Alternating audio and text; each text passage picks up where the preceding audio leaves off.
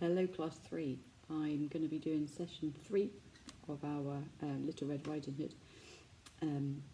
Sorry, I'm at home as you can see, so it's a bit of a different setup. So I've got the screen because obviously that's the most important thing for you to see, and obviously you'll see me, a little bit of me in the background. Thank you to everybody that was able to join our session yesterday. It was a really good one. I was really impressed with how many people turned up, and also all of the thumbs up I was getting and the smiley faces that made me feel more positive about my session, and hopefully came up with some good stuff. Can't wait to find out some of yours. Some of you are already sending me through your sentences, which is brilliant. So please do keep that going. Just a reminder that we have got our battle set up, and it starts Tuesday morning, and it goes all the way until Friday at 3 o'clock. So please go on and do as many as you can for the Times Tables Rockstars battle against Year 4. They beat us the first time, but I think we might make a blazing comeback if we can do. Okay, let's move on to our session. Just to recap, so obviously so far we started off on our two smiley faces. She was walking, Little Red Riding Hood was walking through the lovely forest. We described it, and then in our last session, session 2, we were on plot point 2, and it was a sad face, the first sad face, because she was in the woods, but she felt like she could sense something was nearby. She didn't know what, but something was going on. I just want to share with you my ideas again. So here's my sentences. So here's my gathering and ideas on my left-hand side of my book. And then my sentence was, all of a sudden, I've added something more. I got a little bit excited after I finished the Zoom session yesterday, so listen carefully and see if you can spot it. So all of a sudden, hundreds of angry birds circled Little Red Riding Hood, and they tweeted loudly. She could hear the shrill sound of a black-as-night crow, as well as the dry brown twigs creaking and crunching. She suddenly noticed the loud crunching of the slowly falling mud-brown leaves that surrounded her when the howling wind brushed roughly against her cheek.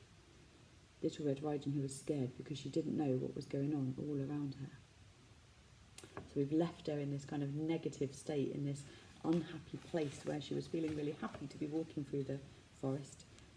Now she's not feeling that at all. She's feeling nervous, worried, anxious, probably sort of wondering what's going on around her. So let's move on to today. We don't want to leave her in that state. Session 3. Please remember, so say session 3, ignore that one please. So session 3, before you start our session, please make sure you've done session 3, the expanded noun phrases, just that painting the picture for the reader, using your good adjectives, etc. to describe what's going on. So do that one if you haven't already. Pause me and then come back to me in a bit. If you have already, brilliant, let's move on. So plot point 3, have a really good look at that picture. It's our lovely character Little Red Riding Hood, and we know it because of her amazing red cape, blood red cape you could say, or a cherry red, maybe strawberry red, something to describe, and the fantastic forest again. But can you see, I love this picture with the grandma's house in the background. But it's really interesting how this picture shows grandma's house just surrounded by light. You can see it's sort of dark over here, and the darkness around Little Red Riding Hood, but it's like she's walking towards the light, which I find really interesting. I kind of see it like grandma's house has got a bit of a halo or something around it, something really inviting, something really pleasing. The sun's rays are sort of pointing straight at it. It's really kind of pulling her in, making her want to go to grandma's house, even more than she would do, obviously, being in that scary forest now. So we've gone from 2 smiley faces down to 1 sad face. Now we're back up to 1 smiley face, because she's not quite in grandma's house. She's not quite in the place of safety where she wants to go, but she's nearly there, and she can see it in the distance. And I don't know about you guys, but seeing something when you're not feeling great and then you see something good or somebody good, it makes you really kind of excited, and you kind of want to get there as quick as possible. So that's where we're going to be today. That's what we're focused on. So it says, for plot point 3, Little Red Riding Hood arrives at grandma's house and she's feeling relieved. So finally, Little Red Riding Hood arrives safely at her grandma's house. We need to show the change from the last plot point, that sort of 1 sad face, where she is feeling unhappy, to her now feeling more positive. She is relieved to be there. We are going to write to show what our main character's positive feelings are. So again, can you see our little circle with our heart in? So that's our feelings. We know that's our feelings now. So we're going to be doing some gathering ideas, and I've got my page ready. You can see there, my left-hand side for my page. I've got a sentence there, but I'll explain that in just a second. So I need to start gathering some ideas. So it says, in our last plot point, Little Red Riding Hood was feeling a bit scared because she thought someone or something was watching her. Now she has finally reached Grandma's house. What might she be feeling? So we've got our heart down there to show us we're thinking about our feelings. Jot some words, phrases on the left-hand side of your book. So this is my plain side, so I'm going to be writing some ideas.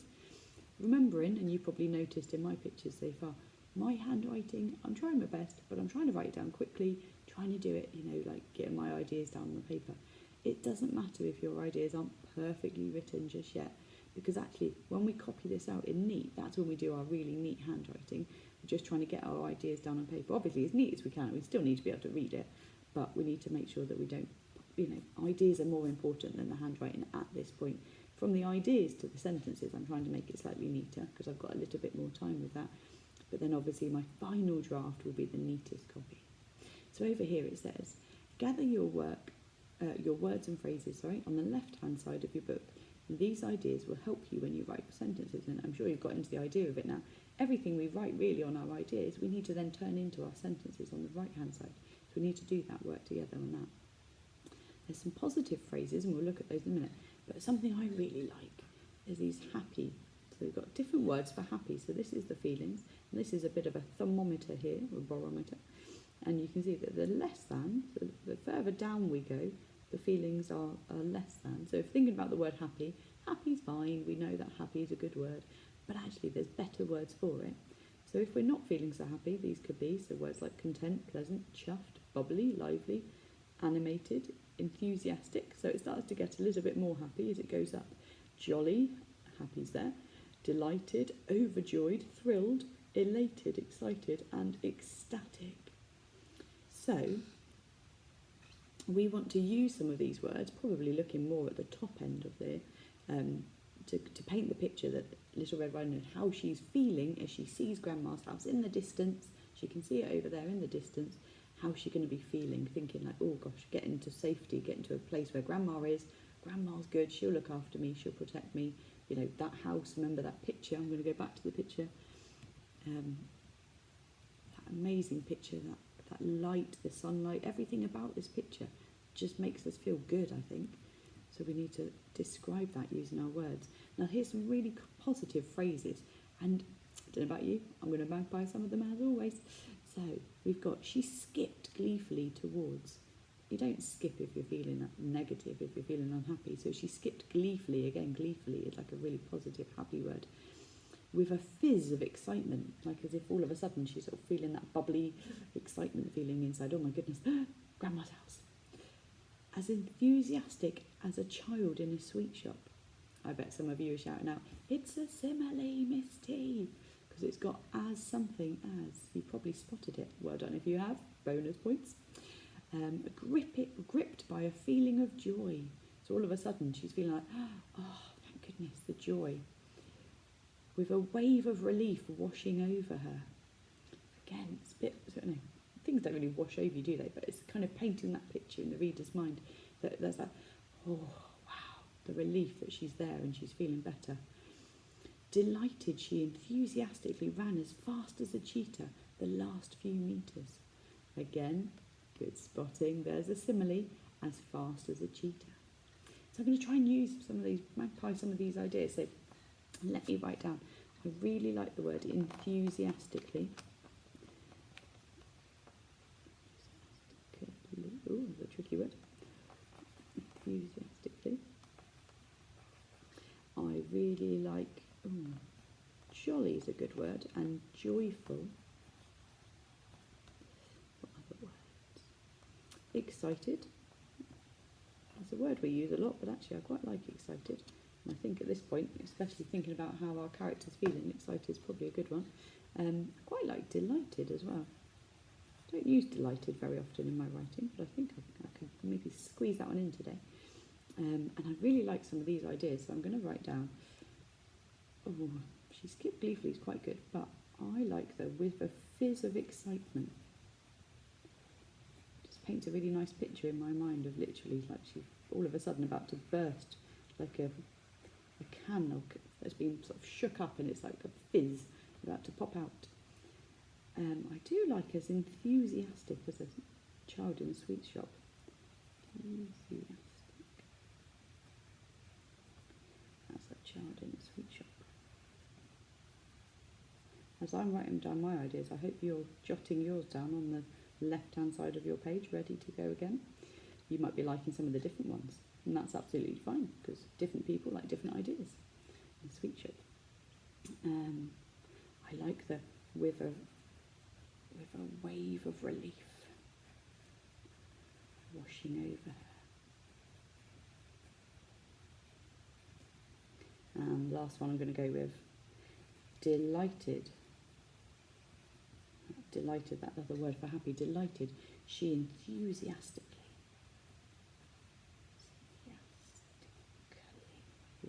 Tricky one to spell out, right? Enthusiastically ran as fast as a cheetah. I bet you guys have probably got some better similes that you could do for that one. As fast as a cheetah, the last few meters. So as soon as she sees Grandma's house, she's like, right, I've got to get there as soon as I can. Okay, I've got my ideas down. I hope you've taken some of those ideas down too. Put them on your page. So, the focus, your challenge for today, class 3. Your focus today is to use an ambitious feeling word from your gathering page. So, here's my gathering page. All of my ideas written down there. So you're going to use your gathering page to write your sentences. Now, I said to you, I'd already got a sentence written down here on the top.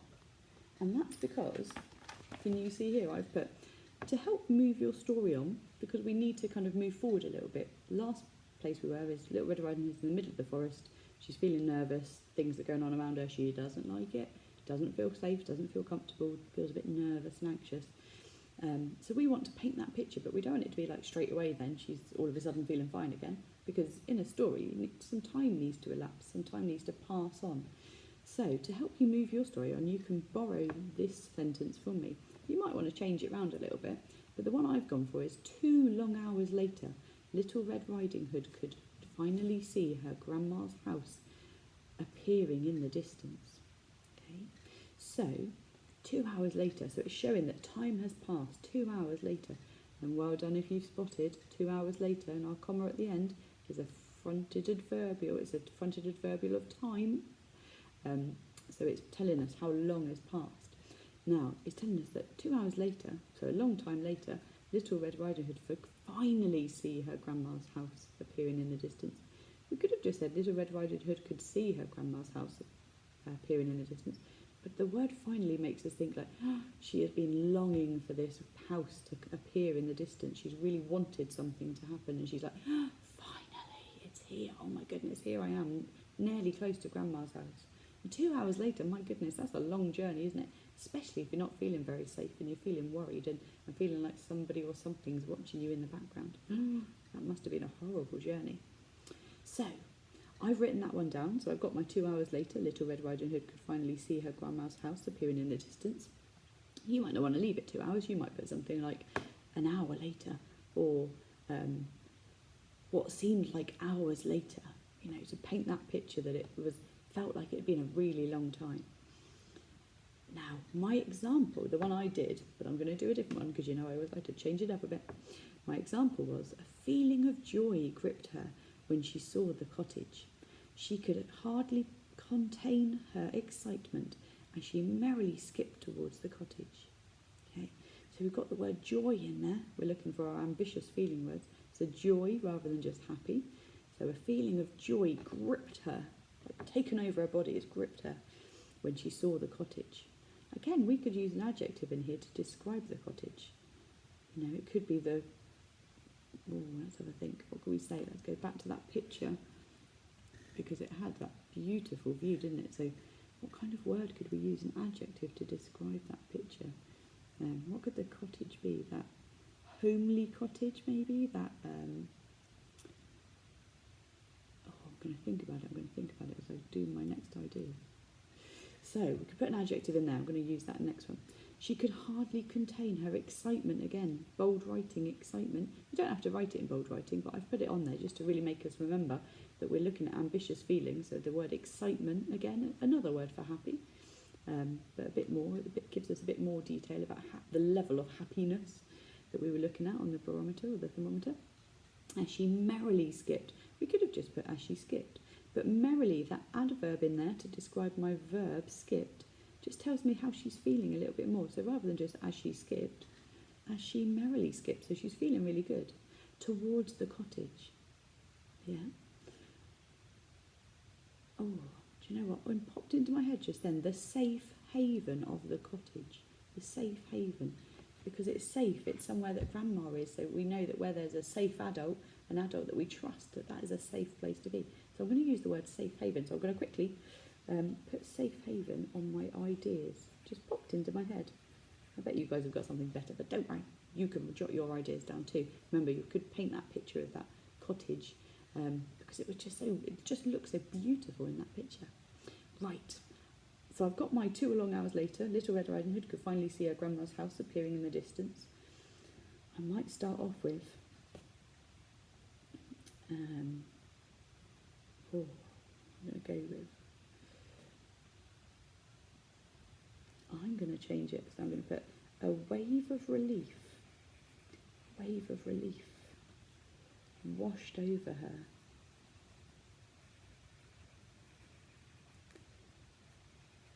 A wave of relief washed over her as, so a wave of relief washed over as she got closer, because she's walking towards it, so a wave of relief washed over as she got closer to the safe haven of Grandma's cottage. To the safe haven, remember that's that place that's telling us it's a really good place to be, but to the safe haven of Grandma's cottage. That's basic, Grandma's cottage. Belongs to Grandma, so I've put my apostrophe in there before my S. Grandma's cottage. And then I'm going to carry on, I'm going to put delighted. She enthusiastically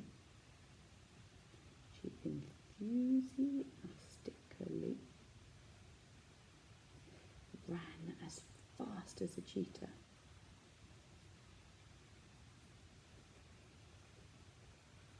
The last few meters.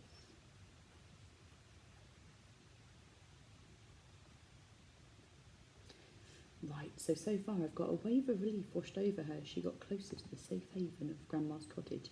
Delighted, she enthusiastically ran as fast as a cheetah the last few meters. I want to put something about how it looked because I love the halo. I want to put something about the sun's rays created a halo. The sun's rays created a halo around the cottage. I'm going to say this. So the sun's rays created a halo around the cottage, drawing her in. Because that's like it is. It's pulling her towards. It's such a lovely, warm. It looks so good. Kind of pulling her, getting her closer and closer. Cottage drawing her in. Full stop. Right. We never finish a session without doing an edit, guys. If we were in class right now, we would do our 3, 2, 1. Let's get ready to mumble. Might need to tell your parents about that because they probably don't know, and maybe the adults in school as well. So let's have a little read of my sentence. I hope we can see it there. Popped it there. Right. So, started off again with 2 long hours later, Little Red Riding Hood could finally see her grandma's house appearing in the distance. A wave of relief washed over her as she got closer to the safe haven of Grandma's cottage. Delighted, she enthusiastically ran as fast as a cheetah the last few meters. The sun's rays, this is why we do our edit class, right? The sun's rays created a halo around the cottage, drawing her in. I want to, just in front of halo, I think I want to put the sun's rays created a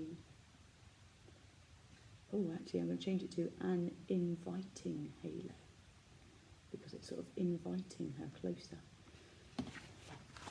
I've done one of my little arrows to remind me that I've added something in. So the sun's rays created and I've changed it from a halo, because now my next word begins with an I, so it's a vowel, so I need to put an inviting halo created around the cottage, drawing her in. Right, let's read it one more time. So 2 long hours later, Little Red Riding Hood could finally see her grandma's house appearing in the distance. A wave of relief washed over her as she... Oh, need a comma there. A wave of relief washed over her. Comma. As she got closer to the safe haven of Grandma's cottage. Delighted, she enthusiastically ran as fast as a cheetah the last few metres. The sun's rays created an inviting halo around the cottage, drawing her in. Okay, class 3, I think we're done. That's today's session, session 3. I'm thinking of having another Zoom meeting if people are interested. We'll make it like a session 4, but it's not on the planning. An editing and sharing session, because I would love to hear yours. I keep telling you my stuff, but I'd really love to hear yours. So I'm going to put something on the Class Dojo to see if people are interested and find out. Maybe put it on Thursday at 4 o'clock, just in case any of you have got other children in other classes that you might want to. Obviously, they've got sessions going on as well. But if we did say maybe 4 to 4:30, or maybe even 3:45 to 4:15, just so then if anybody wants to come on, join me, read yours. First of all, help me edit mine, because I know I've made mistakes, and you're very good with the editing. But then to come and help me, then you can come and we can try and help you do a little bit of editing too, like we normally do at the end of a lesson. Okay, enjoy the session, and we'll see you soon, guys. Thanks very much for joining me. Bye.